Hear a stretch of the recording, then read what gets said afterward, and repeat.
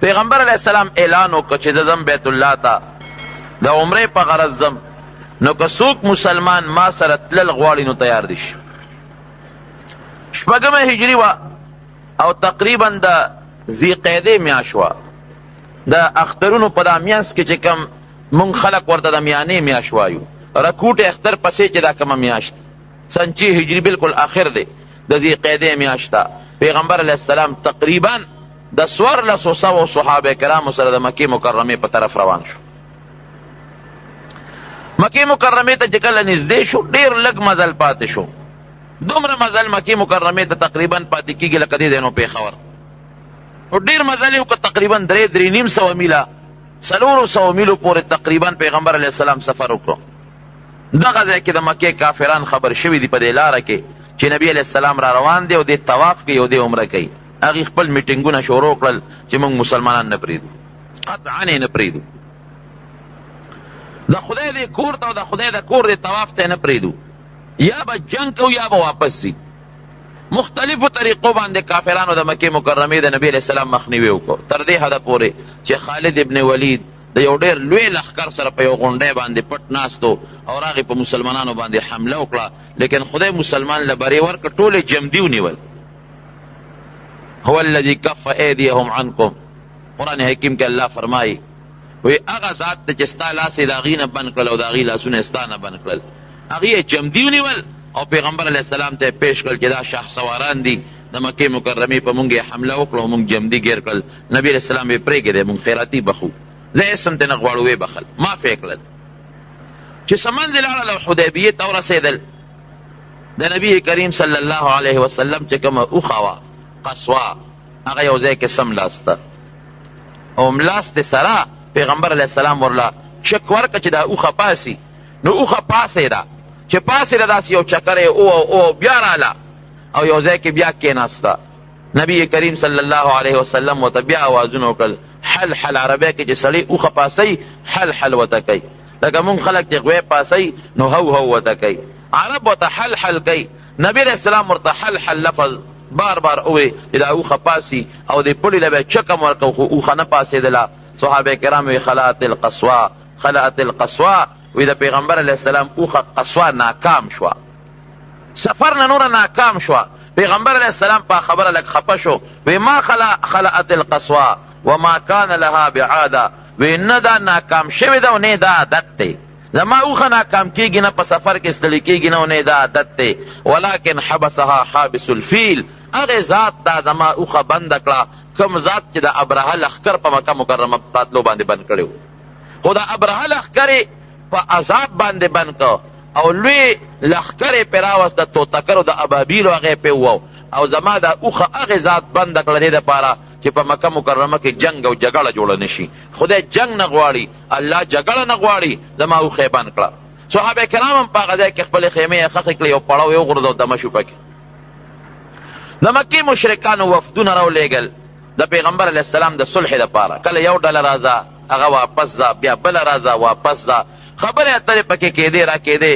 نبی علیه السلام حضرت عثمان رضی الله عنه هم ولېږه، حضرت عمر فاروق یې لېږه، ویل یو کس راشه او زه مکې مکرمې ته لېږم چې کافرانو سره د صلح څه خبرې اترې وکړي. حضرت عمر فاروق رضی الله عنه ته ته لاړ شه، وی د خدای رسوله ما ونه لېږې، وی نه ته لاړ شه د صلح څه خبره ورسره وکړه، وی بس ما خو مه لېږه، که زه لاړم نو یا به زه چا وجلې او یا به ما یو څو برامته کړي. زه خو په دې قصو پیسو نه پوهېږم، په دې حکمتونو مې کار نشته، خو که چا خوا دې خوا کلتوره به راسره یا به یې زه مړه کړم او یا به ما مړ کړي. داسې یو انسان ولېږه چې هغه مزه نه ځم. نبی علیه السلام وخندل، مسکی شو، وی دا عثمان رضی الله عنه ډېر صابره دی، دې به مونږ ولېږو. حضرت عثمان رضی الله عنه یې ولېږه. هغې لږ غوندې عثمان صاحب یو ځای کې لږ نظر بند کړو، بیا پرېښوده.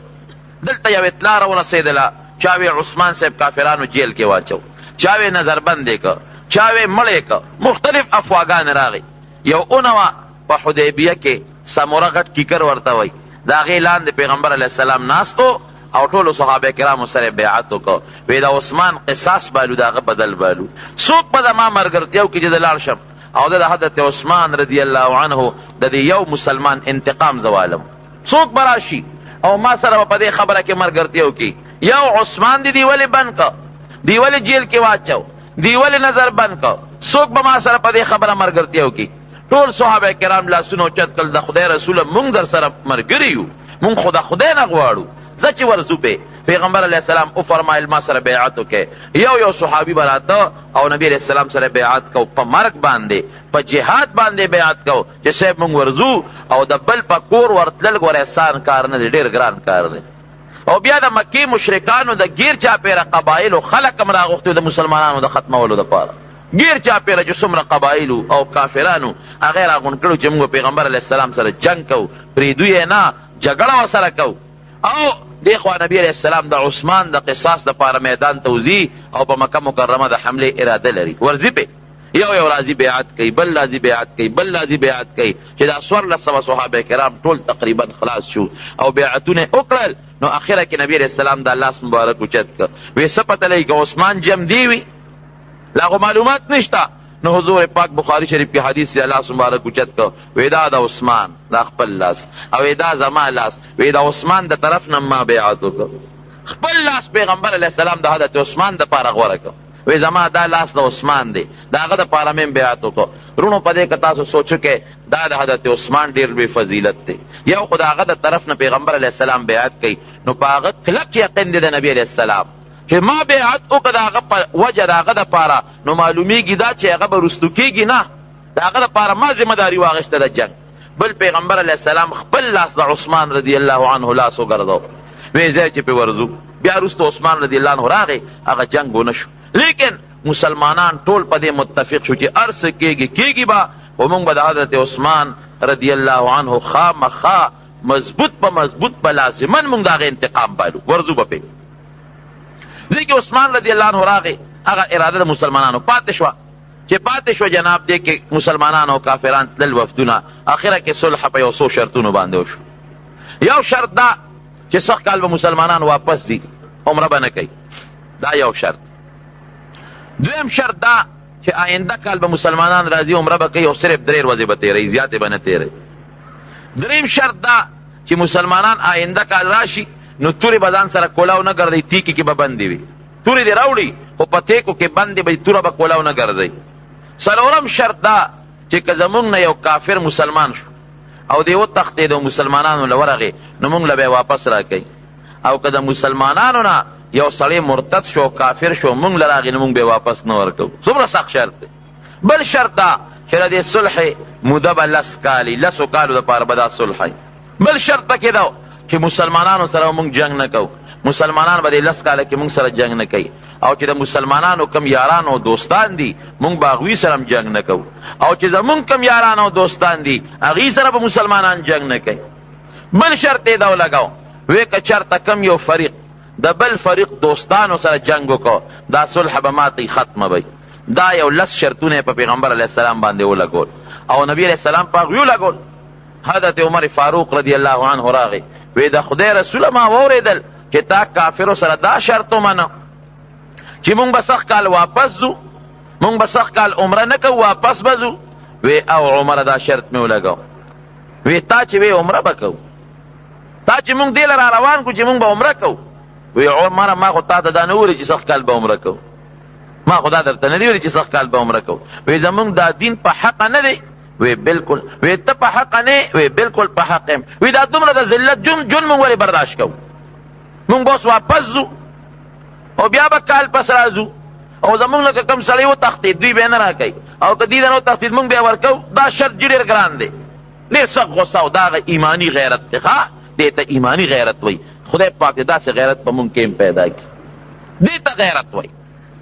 د هغې نه که څوک راغی نو مونږ به یې وله ورکوو، او که د مونږ نه څوک لاړ نو دې دې مونږ له نه راکوي. دې ته غیرت او ایمان وایي. نبی کریم صلی الله علیه وسلم فرمایي ای عمره، ما ته چې د الله د طرف نه کوم حکم کېږي زه خو د هغې تابعداري کوم. ما ته د خدای ر طرف نه حکم هم د دې خبرې شوی دی، او زه دا شرطونه ورسره منم.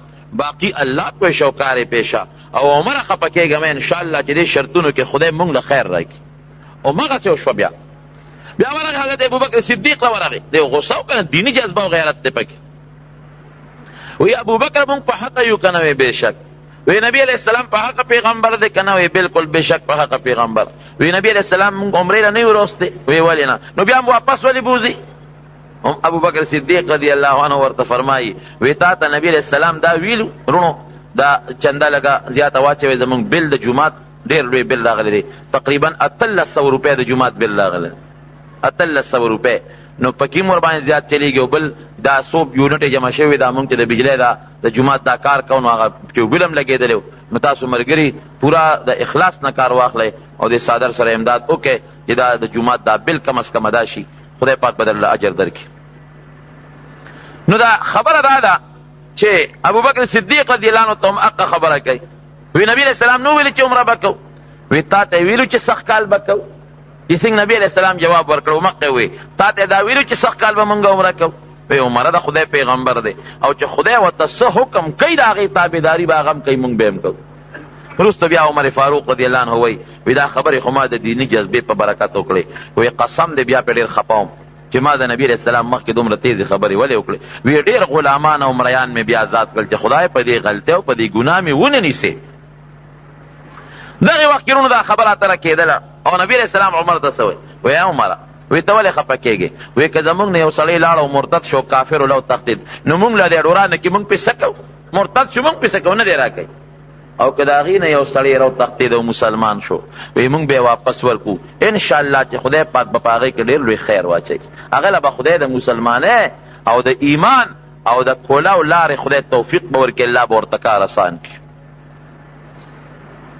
جناب دوی دا خبرې کولې د کافرو د طرف نه چې کوم نماینده و د هغه نوم سهیل و وروسته د مکې مکرمې د فتح په موقع دی بیا مسلمان شوی دی دوی دا خبرې کوي صلح کوي او خبره ترې کېږي او لیکل لا نه دي شروع شوی چې دې درمیان کې دغه سهیل چې د کافرو کوم نماینده دی او مشر دی دا غزوې دی ابو جندل رضی الله تعالی عنه په زنځیرونو باندې تړلی دی لاسونه یې ولې تړلی دي او خپې یې ولې تړلی دي لاس او خپې یې تړلی دي والله دا جومات د دې کوټې نه که کوم کورونه ښکاري د هغې د مهرباني وکړي لږه پرده وکړي دا ملګري ګڼ دي چې دوی بره په جومات په چت باندې مانځه ته ودرېږي کم کورونه چې جومات ته د پوړو نه ښکاري هغې د مهرباني وکړي دا سې نوي ګنټې دپاره زموږ د مانځه د وخته پورې لږه پرده دې وکړي چې کوم ملګرو ته ځای نه هغه پوړو باندې بره خېږي خدای مو بخښه بره ودرېږي خیر او دا ماشومان که بره وخېږي نو ښه به دا واړه چې څومره دي خو بره روانې نه کوي دا مایه ټوپونه موپونه وایي او جګړې جوړې نه کړي ماشومان د مهرباني وکړي بره وخېږي یا که د چا ځای نه نو هغې دې هم بره وخېږي دغه ابو جندل رضی الله عنه په دې لاسو نه د دې خپو نه تړلی دی بلکل او دې دقه د چې راغی او غورځېږي او اوچتېږي او ځان یې مسلمانانو لره ورسو وی د خدای رسوله ما خو ایمان راوړی دی او زه دقه د پلار او د خپلو رشته دارانو د لاس او خپو نه تړلی یم زه تاله واپس دا تاله رالم د ده پلار د صلح کې اوس نماینده دی ورپاسېد او د خپل زوی یو څو څپېړی و د مسلمانانو مخکې یو و د نبی علیہ السلام مخکې یو و ګوره که نبي د خدای رسول الله د پلار دی ویې والم نبی علیہ السلام د پلار نه خلاص دا پلار یې وایي چې د کافرو نماینده دی او دی هم کافر وایي ما دا زوی ماله راکړه نبی علیہ السلام ورته ویې ولې وایي تا ما سره شرط لګولی دی وایي لا خو زمونږ خبرې چالو دي فیصله خو م لا نه ده کړې نه م لیکل کړي دي نه م لا پوره خبره کړې دا خو لا زمونږ صلح نه را شوې دی به واپس راکې هغه ورته وایي نه که دی واپس نه راکې زاړو جوړه نه کو نه کو جوړه دی به خامخا واپس راکې نبی علیہ السلام ورته ګوره دی ما ته پرېږده خیراتي راته پرېږده پیسې یې رانه واله خو دې رانه واپس مه غواړه وایي خامخا یې درنه واپس غواړم نه پرېږدم خامخا به یې راکې پیغمبر علیہ السلام ورته ډېر منتونه وکړل خو هغه نه منله نبی علیہ السلام د ابو جندل ته وی ملګري خفه کېږم زه دې ورکوم ځکه ما صلح کړی ده او شرط مې لګولی اگر چې لا دسخط نه شوی خو زه پې راضي یم په دې شرط او دوی هم پې راضي دي نو زه به تا دوی له ورکم او ته خفه کېږم الله به تاله لار خوله وکړي خدای پاک به دې واپس راولي خدای پاک به در اتدام او بندوبست به درله وکړي هغه چې دا واورېدل چې ما واپس ورکوي نو هغه دا کمیس وویسته او دا شایه دې ټولو مسلمانانو ته وښوله وی مسلمانانو زما د املا ته وګورئ ټول املا چاپې چاپې او داغونه پې ولاړو حضرت عمر فاروق رضی الله عنه کې خو ډېره لویه جذبه وه هغه خو د میدان نه لاړ وي زه خو دې ته نشم کتی لاړ چې یو ګوټ کې کېناسته وی نبي علیہ السلام دا ته څه کې اوس دا یو هلک دی او د ټولو مسلمانانو نه درخواست او فریاد کوي چې ما بچ کې او ته بیا هم ورکې کافرو له خو لاړ وي زه خو دې خبرې ته نشم کتی بس خو چې نبي علیہ السلام څه کوي نو کوي هغې خو یو جذبه وه دیني لیکن خدای پاک هغه کارونه کوي چې کوم کار کې د رب العالمین یو حکمت او خیر پکې. نبی علیہ السلام هغه ته تسلی ورکړه او ټول صحابو جړل دی وخت کې، ځکه مسلمان په مسلمان خامخا زړه خوږېږي. ټول صحابه کرامو جړل چې دا خدای رسوله ولې واپس ورکې؟ وایي دا د الله حکم دی، دا د رب العالمین فیصله ده. او هغه هم فریاد کوي تاسو سره زما ځای نشته، د یو مسلمان ځای دومره مسلمانانو سره نشته. نبی کریم صلی الله علیه وسلم خدا صحابي واپس ورکړي.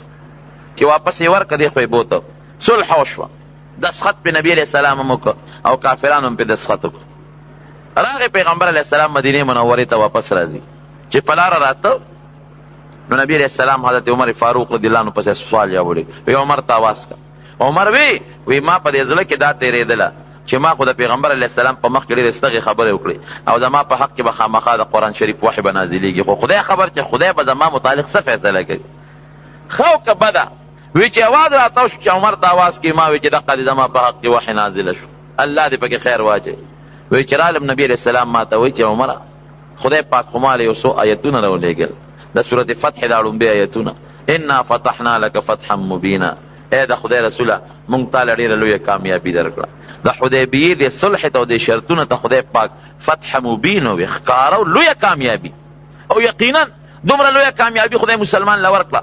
په ظاهر کې د مسلمان تاوانو، په حقیقت کې ولا خدای ډېره لویه کامیابي ورکړه. هغه کامیابي څه وه؟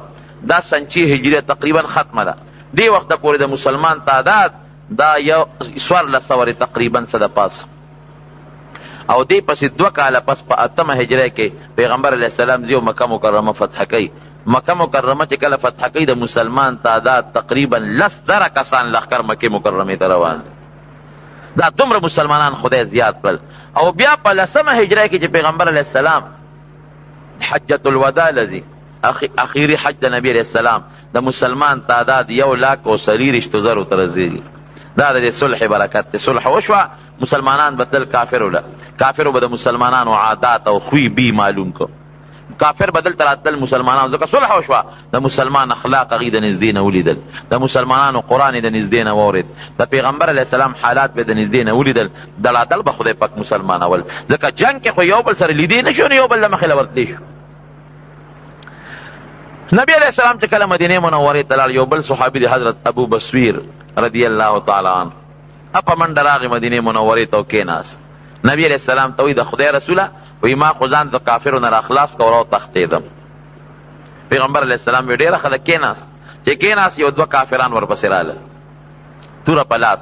وایي موږ د مکې کافرانو رالېږلي یو خپلو مشرانو او موږ ته ویلي دي چې زموږ یو سړی تاله راتښتېدلی دی او تا موږ سره دا شرط لګولی دی چې که زمونږ یو کس راوتښتي نو موږ له به یې راکې، نو دا سړی دې موږ له یې راکړه چې موږ یې ځان سره بوځو. پیغمبر علیه السلام به بالکل ما وعده کړې ده او زه به یې درکوم. هغه هم ورته واپس کړه. هغه هم ډېرې چغې والې ده خدای رسوله ما واپس ورکې، خو وجنې مې. ولې ما واپس ورکې؟ وایي ما شرط لګولی دی، ما وعده کړې ده، زه چې کومه وعده وکړم د وعدې خلاف ورزي نه کوم. خدای پاک به تا لم لاره وباسي، لار به دله کوله کړي. دې یې ورکړه چې په لاره یې بوته نو د کافرانو سره دواړو سره تورې دي، یو ځای کې کجوري مجوري خوړی. حضرت ابو بصیر رضی الله عنه تش تور دی.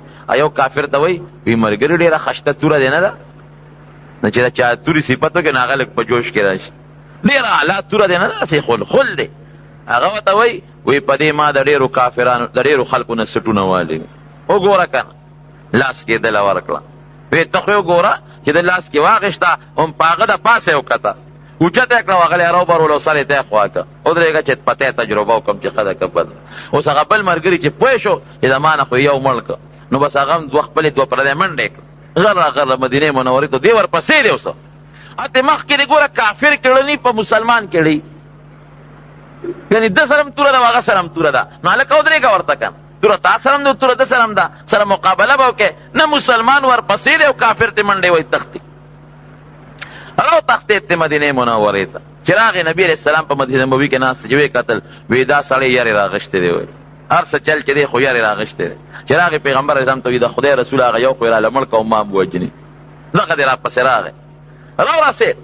حضرت ابو بصیر رضی الله عنه سره توره په لاس کې ده. وایي د خدای رسول یو خو مې ورته فیصله کړه، وایي دا بل هم راته پرېږده. وایي کښېنه د الله بنده بې ځایه سړی دې مړ کړه، اوس به څه کېږي؟ دی ورته وایي ښه دی را سره اوس ولېږه، زما خو یې ملګری مړ کړه او که زه مکې مکرمې ته لاړ شم یوازې، نو بیا به کافر به د مونږ مشران به سخت غوسه بیا به را سره نور ملګري را لیږي، نو مهرباني وکړه دې را سره وستولېږه نبي علیه السلام ته وایي. پیغمبر علیه السلام ورته وایي دغه دې بویه ده که نه، زه سره ولېږم بویه ده. نه نه وایي زه خو یوازې نه شم بوتلی، اوس ما پې برابر خپل ملګري ورسره که چې ما سره یې بوځي. ابو بصیر رضی الله عنه وایي د خدای رسوله تا خپل شرط پوره کړه، زه دې ورکړم. دا خو زما کمال و چې ما ځان را خلاص کړ، ما به اوس نه ورکې. حضور پاک وفرمایل ویل امه مسعر حرب، وایي دې جنګ ګرموي. دا صحابي اوس زمونږ او د کافرو منځ کې صلح وشوه، دې لانجه خرابوي. وایي څوک شته نه چې دې پوه کړي. یو صحابي ځان لکه وایي دې خو راشه ابو بصیر، وایي د خدای بنده مونږ له سره را تښتې چې د بل خو تښته کړه. نبي علیه السلام خدای اوس ورکوي پرېږدي دې نه، ځکه صلح نبي اسلام خپل عهد کړی دی، معاهده کړې ده او د کافرو سره جوړه کړې ده، تا خامخا ورکوي. اوس خو دې پکې سړی مړ کړ. هسې وروڼو تاسو نه تپوس کوم که د دې زمانې مسلمان و څه به وي؟ ښه زما نه مسلمان سره ځای شته، نه مې پیغمبر علیه السلام سره ځای شته، او ما زه مسلمان یم او بیا مې ورکوي. نو ایمان به یې پرېښی و که به یې نه و پرېښی؟ چې په دې ایمان څه کو؟ نبي علیه السلام سره مې ځای نشته، مسلمان سره مې ځای نشته او ما بیا ورکوي، لرې که په دې ایمان څه کو؟ لیکن هغه د صحابه کرامو ایمان ورو، هغه مضبوط ایمان و، کلک ایمان و، هغه په دې خبرو نه وته. بلکل پاسید او د دریاب غاړې ته وتښتېد، د دریاب په غاړه باندې دیره شو. هغه ابو جندل رضی الله عنه چې کله خبر شو هغه هم راوتښتېد دله لاړ. او چې کم مسلمان کافر به مسلمانېده نو نیغه منډه به یې واله او دوی له به تښتېده. خدای پاک دې هلته د مسلمانانو یو وړه غوندې ډله جوړه کړه، یو څو کسان چې کم به کافر مسلمان شو دوی له به تښتېده. یو ډله جوړه شوه د مکې د کافرانو چې کومه قافله به شام ته تله یا به واپس راتله، دوی به پې د پاسه حملې کولې، د هغې تجارتي لاره یې بنده کړه. یو طرف نه به هم پې حمله کېدله، بل طرف نه حمله کېده. او د دوی خوراک به سورونو، دوی دغه ځای به د اونو پاڼې خوړئ او دا کبل او دا دربونه دا به یې راشکول او دا به یې خوړل، په دې به یې خپل ګذرې اوقات کو. او د اونو لاندې ډېره اوسه جونګړه اوسه سپر او کوټه هم نه وه، په هغې به یې خپله ګزاره سره کوله.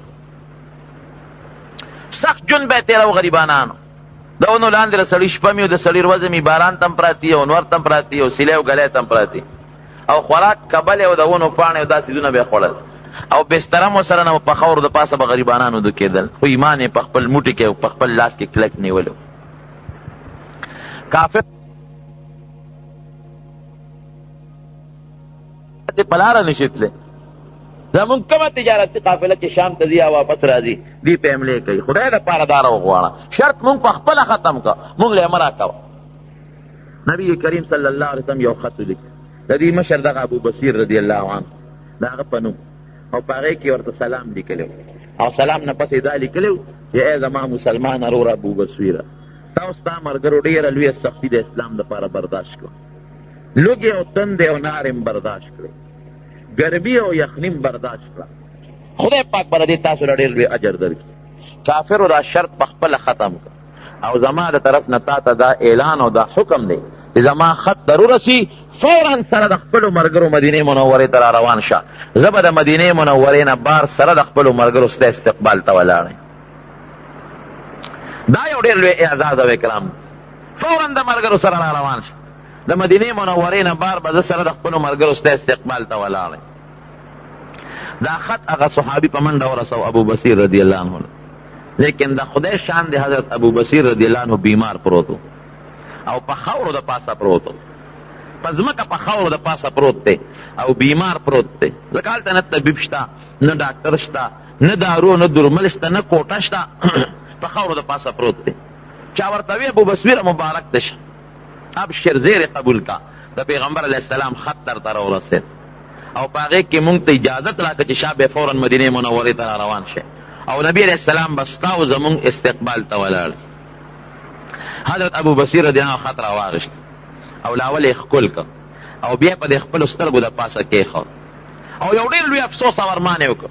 خدای پاک دې سر اوچت کوي، یا الله ما خو ایمان دې له نور وړه چې زه به د دریاب په غاړه مرم، ما خو دې له ایمان راوړه چې زه به د پیغمبر علیه السلام سره ډېره ملګرتیا وکړم، د هغه د جنډې لاندې به د جهادونه وکړم او د هغه د دشمن سره به ډېر لوی جهاد وکړم او زه به د کافرو د لاسه شهادت ته رسېږم. ما خو دې له ایمان راوړه چې زه به د نبي علیه السلام خوا راټینګه کړم، هغه سره به ناسته وکړم، د هغه خدمت به وکړم، خو الله قسمت کې دلاله دا نو لیکل. خدای نه مې د پیغمبر علیه السلام خدمت وکړو، نه مې ورسره په یو سفر کې ملګرتیا وکړه، نه مې د هغه د جنډې لاندې جهاد وکړه، نه مې هغه پسې مونځ وکړو، نه مې د هغه خدمت وکړو. پیغمبر علیه السلام سره د خدای راله ناسته نصیب نه کړه. خو په دې د خدای لاک لاک الله ستا شکر ادا کوم چې آخر وخت کې د پیغمبر علیه السلام د خط سره خو مې ملاقات کېږي که نه. خدای په دې د شکریه ادا کوم چې آخر وخت کې مې د حضور پاک د مبارک خط سره خو ملاقات کېږي. ډېرې وجړل سره د خپلو ملګرو، هغه ته یې راواغېسته او په سترګو یې بیا کېښود او په خولې باندې شونک او ساعت یې وخته، هغه وخت سره وفات شو. ملګرو ته یې وی زه خو د تلو نه یم، ما نه سا خېږي د ما ځنکدن دی، خو تاسو به مهرباني وکړئ فوراً به روان شئ، د نبي علیه السلام مخې له به لاړ شئ، استقبال به یې وکړئ او زما نه دې خبرو اطلاع به وله ورکړي او زما د طرف نه به حضور پاک ته زما ډېر لوی سلام پیش کړي. وفات شو. خبره مې دې پورې کوله چې ایمان او اسلام دغې ته وایي لکه صحابو له چې خدای کوم ایمان او کوم اسلام ورکړی. کلک غیرت او کلک ایمان دې ته وایي، نه پروای مال او نه پروای نفس، نه پروای اولاد او نه پروای بل د چا پروا به هم نه ساتې د خدای لپاره. نی مسلمان سره دیشته او نه کافر سره دیشته. ضاقت علیه الارض بما رحبت، ځمکه پې تنګه ده، هېڅ چا سره ځای نشته، لیکن ایمان یې په خپل لاس کلک نیولی دی، د ایمان پرېښودو والا نه دی. مسلمان دې ته وایي او د مسلمان غیرت دې ته وایي. ورونو پیغمبر علیه السلام د مکې د مشرکانو سره دا صلح وکړه، بېشک تاسو ته معلومه شو، بالکل صلح وکړه. لیکن تاسو نه دا تپوس کوم چې دا صلح نبی علیه السلام د مکې د مشرکانو سره وکړه، دې دې له وکړه چې بل مسلمان سره به پې جنګ کوم، ما او تا به یو شو مسلمان به ووهو، دې لپاره صلح کړې وه. د مکې مشرکانو سره چې نبي اسلام په حدیبیه کې کومه صلح وکړه، دې څه لپاره وکړه؟ دې له کړې وه چې مونږ او دا مشرکان به یو ځای شو نو بل مسلمان به پې وډبو. دا صلح دې لپاره کړې ده؟ نه. نو بل اوس خو زمونږ جرنیل صاحب بله خبره وکړه که نه، هغه خو همدې حدیبیې والا مثال ورکو، وی د پیغمبر علیه السلام په حدیبیې کې د مشرکانو سره صلح کړې ده، نو وی که زه د امریکې سره صلح وکړم نو څه چل به وشي؟ الله بدبخته هغه خو صلح دې لپاره وکړه چې د مسلمان او د کافرانو منځ کې ډېر زیات جنګونه وشو. هغه شرطونه د مسلمان هم منلي کېدل او د کافر هم منلي کېدل. زه جوړه به وکړو، جوړه ښه شی دی، اوس هم تاله اختیار د مسلمان سره جوړه او که امریکې سره مو که هندستان سره مو که هندستان ستا قریبي دشمن دی، تا ته بالکل اجازت دی صلح ورسره وکړه، جوړه ورسره وکړه. چین دی خوا کې دشمن دی، صلح ورسره وکړه. روس دی خوا کې دشمن دی، صلح ورسره وکړه، تا ته اجازت دی. او لوی دشمن ستا هندستان دی، ورسره جوړه وکړه، صلح ورسره وکړه په کومه طریقه چې ورسره وکړه. لیکن صلح دې دپاره نه چې مسلمان به پې ووایي. ته خو که امریکې سره صلح کوې په دې خیال کوې چې د افغانستان دا مظلوم مسلمان پې وی، دا په کوم شریعت کې جایز دی؟ ایمان دې ته وایي چې د چا پروا به نه ساتې او ته لګیا چغې وی یاره زما جوهري ټکنالوژي ته نقصان دی او زما د ملک خپله دفاع ته ضرورت دی، افغانستان وروسته زما ملک مخکې دی. خیر دی که مسلمان پې ووام، خیر دی که دا غریب او دا بېکس او بېڅوک افغانستان پې تباه کړم او امریکا ورپسې راولم. ورونو دا یاد وساتئ، دا راته کولو خبره کوم، دا موږ مخکې اعلان کړی و تېره جمعه زنوم ځکه زموږ مظاهره په پېښور کې، دا مخکې اعلان دی د مسلمان او دا اوس هم اعلان دی د مسلمان چې امریکا د مسلمان کلک دشمن دی، په ټوله دنیا کې د مسلمان دشمني شروع کړې ده، په کل دنیا کې. په فلسطین کې دا د مسلمانان تباه کړل، برباد یې کړل او یو مسلمان در ورځې په شلګونو مسلمانان وژلې کېږي په فلسطین کې، او اسرائیل یې ورته کولو پرېښي دي. هسې دا ظلم نه دی، دا زیاتې نه دی، اقوام متحده ده او سلامتي کونسل دی او بل دی او دا د هغې فیصله ده. یو سړی چې د دوو دشمنانو جوړه کوي نو چې دی د انصاف جوړه کوي، د یو نه به م وسته والي او د بل نه به م وسته والي، دواړو نه به یې غونډه کړي، او چې یو نه وسته والي او بل ته یې پرېږدي، دا د انصاف جوړه ده، شرم نه ده. اقوام متحده او سلامتي کونسل دی دا فیصله کړې ده چې اسرائیل خیر دی که ایټم بم جوړوي، خیر دی که میزایل جوړوي، خیر دی که د بل چا نه په بیالي، خو فلسطین مسلمان سره به ټوپک او تماچه هم نه. دا ظلم نه دی، چیلی دی ورته وتړل او شرمخ دی ورته پرېښود. دا په بوسنیا کې چې د دنیا مسلمانان د سربیانو له لاسه شهیدان شو او سرب له دوی وسله ورکوي او سلامتي کونسل فیصله کړې ده، اقوام متحده فیصله کړې ده چې مسلمان ته به وسله نه ورکوي. دا څنګه اقوام متحده دی؟ زه خو د خپلو ته حیران یم، شق وغورځوه په دا اقوام متحده، توبه دې وباسه. اقوام متحده کاغذونه غونډو شلوه، دې ته زموږ دا څنګه اقوام متحده دی؟ د مسلمان غم نشته، د کافر غم شته. په عراق کې چې دا مسلمانان تباه کړو، د امریکې دا بمبار جزونه ځي او وروسته ورو د په هغې بمباري کې دا مسلمانان یې شهیدان کړل، ښځې شهیدان یې کړې، ماشومان یې شهیدان کړل. دا دهشتګردي ده که که نه ده؟ دا ظلم دی او که دا ظلم نه دی؟ د هغې غم نشته. عراق کې د مسلمان برباد کړ، په بوسنیا کې د مسلمان برباد کړ، په فلسطین کې د مسلمانان برباد کړل. دا دهشتګردي نه ده؟ خو که ستا په ملک کې او ستا د ملک خلکو ستا بیړه غرقه کړه او تی تبا کړې، نو دا دهشتګردي ده. دا یاد ساته موږ مخکې هم د اعلان کړی، اوس هم ورته وو چې دا یهودو کړي دي د مسلمان د والو دپاره. او نن اخبار وګوره، امریکې غوندې د ټیزن قوم په مخ د ځمکه بل نشته. کافر ډېر بې غیرته دی. تاسو نه لیدل د ابو بصري په دې واقعه کې هلکه خو توره تا سره هم ده او توره ده سره هم ده. زمونږ په کلي کې رحمان حسن ملک خدای پاک دې وبخي، هغه به یو خبره کوله، عجیبه خبرې به کولې. ملک رحمت حسن خدای دې وبخي، هغه به یو خبره کوله، هغه به وی چې د یو نه تختې نو د ده نه غټ ډله بل نشته، او چې دوو ته ودرېږي نو د ده نه هم غټ دوست بل نشته. وایي د یو نه به تختې نه او دوو ته به ودرېږې نه. نو هلکه خو هغه هم یو دی او ته هم یوې، تا سره هم تور هغه سره تختې دې څه لپاره؟ دا د مسلمان روب دی او د کافر پړه کې یره. دغه د جلسې او جلوسونو پسې ووتل، علماء کرام میدان ته ووتل، عوام میدان ته ووتل، نن یې دومره مضبوط ټیز واچو چې د هغې هغه غرض د دنیا ګوټ ګوټ ته ورسېد. کله اعلان یې وکړ، یاره وایي په اسامه پورې زمونږ څه ثبوت پیدا نه شو او ثبوت نشته، او فلحال لا زمونږ د حملې کولو څه اراده هم نشته، او مونږ اوسه پورې له حمله کوو نو ته کولی نه شې، ته د خدای د طاقت مقابله کولی نه شې. الله هغه ذات ته چې د ابرهه لښکر یې په ابابیلو په توتکرو او تباه او برباد یې کړ. ته وایې زما ملک ته د دنیا میزایل نشي رسېدی، تا له خدای د خپل جز نه میزایل جوړ کړو، ته یې پې د پاسه ووالې، او دومره یې دله مړه کړل چې اوس د هغې د غونډولو چل هم دله نه درځي. څومره مړي چې د امریکې په دغه کې پراته دي، چل نه ورځي چې د خپل مړي ته څنګه راوباسو. دا د امریکې هغه سپر طاقت او د خدای د طاقت مقابله کې سپر نه دی، صفر دی، صفر. تا سره ثبوت نشته، امیرالمؤمنین خوار درته وایي ته ثبوت راوړه، که دا کار اسامه کړي زه لاس کې نیسم او تاله در کوم. بالکل که دا زما د افغانستان بل چا کړي، بالکل د دهشتګردۍ مونږ هم مخالف یو. څنګه زما په وطن کې بمونه خلاصېږي او زما په وطن کې مسلمان مري، نو په دې به مونږ خفه کېږو که به پې نه خفه کېږو. دارنګې په بل ملک کې که امریکا ده او که لندن دی او که بل دی، په هغې کې بمونه خلاصېږي او دهشتګردي پکې کېږي، په دې مونږ هم پې خفه یو. ټیک ده، په یو نسبت خو پې زه خوشحاله یم چې خدای د امریکې له سزا ورکړه، لیکن د دهشتګردۍ بېشکه ټول مسلمانان مخالف دي. اسلام د امن او د سلامتۍ دین دی، هغه د دهشتګردۍ دین نه دی.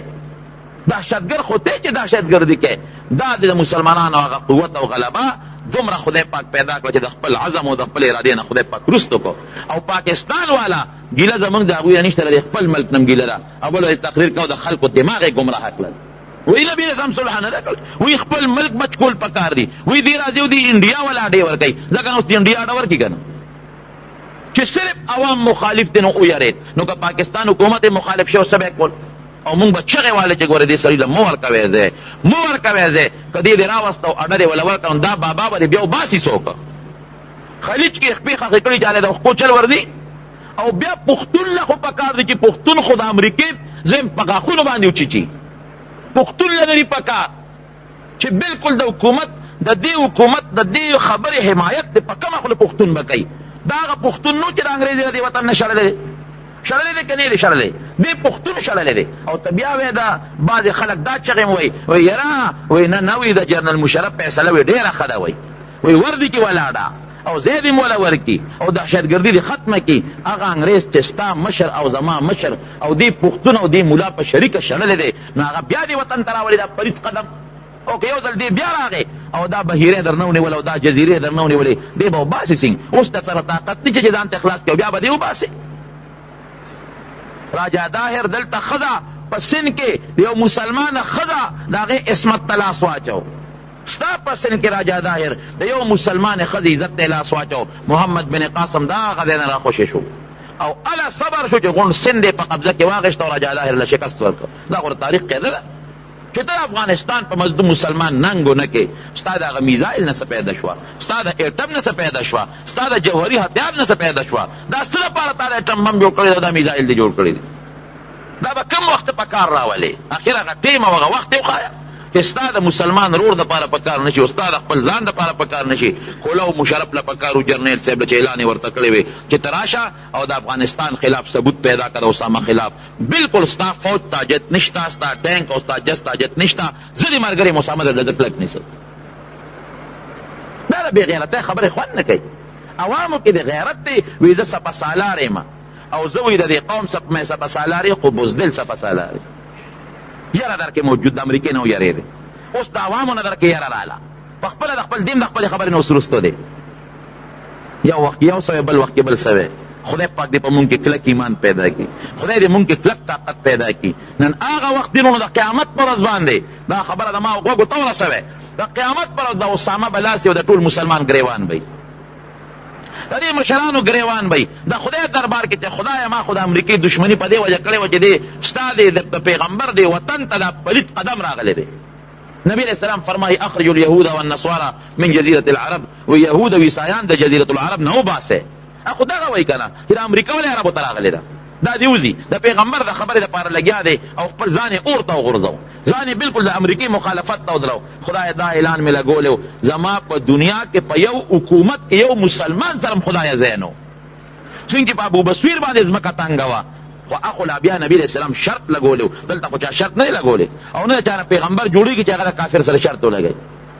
یو مسلمان سره مې خدای ځای نه، یو نه پاکستان سره، نه بنگلادیش سره، نه بل سره او نه بل سره. د قیامت پر ورځ به دا اسامه به یو د مسلمانانو ګریوان وي. ډېر خلک وایي وردی کې ولا که نه وایي اسامه دې ولا ورکي که نه، ولې ځکه اسامه دا نعره لګوي چې جزیرة العرب مکه و مکرمه و مدینه منوره او د هغې ګردونواح کې د پلید کافر نه ګرځي، دې باندې د امریکې دشمن دی. دا خو خدای پاک د امریکې دپاره د سترګو یو ناصر جوړ کړی، دغه لوی سپر طاقت دی اسامه مقابله نشي کولی، دغه لوی سپر طاقت دی یو بېکس او بېڅوکه مسلمان ملک د افغانستان مقابله نشي کولی. نو که افغانستان ورته خپل پاکستان ورته خپلې سترګې سرې کړې د پاکستان به څوک انډیا د ځای ورکړي په کومه به دې حمله کوي؟ د پاکستان د حدودو نه بغیر دې په افغانستان حمله کولی شي؟ په کوم طرف به دې حمله وکړي؟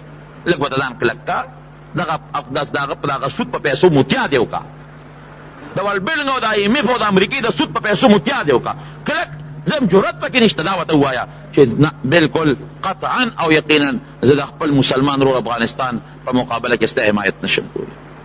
ته په ما قرضه باندې چې څومره دې راباندې قرض دې د دې نه انکار کوم دا نه در کوم، لا لاس دې خلاص ستا دې خپله به راځي.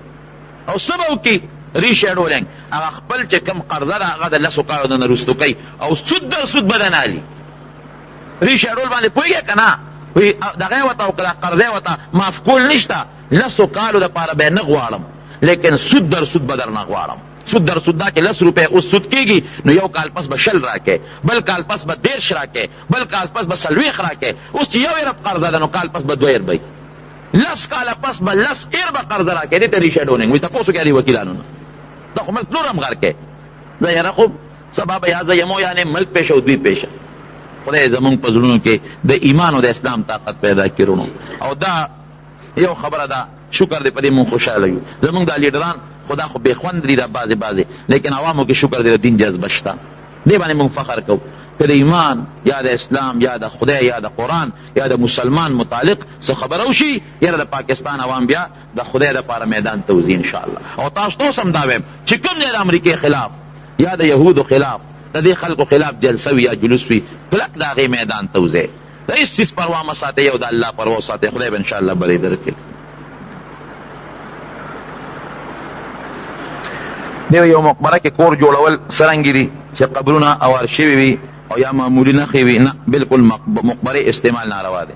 مقبره کې کور جوړول، په مقبره کې ځان لا مستقل د سکونت یعنی وقف مقبره ده او دې کې کورونه جوړول او دا قبضه کول دا بالکل ګناه دي. که قبر پکې وي او که پکې نه، په مقبره کې کورونه جوړول او مقبره په خپله قبضه کې راوستل دا ګناه دي بالکل. او چا چې د مقبرې ګورې خیال هم نه ساتلی هم خدای غرق کړي دي. بعضې خلک مقبرې رونیسي او خرڅوي او په هغې پیسې اخلي، دا هم ډېره لویه ګناه ده.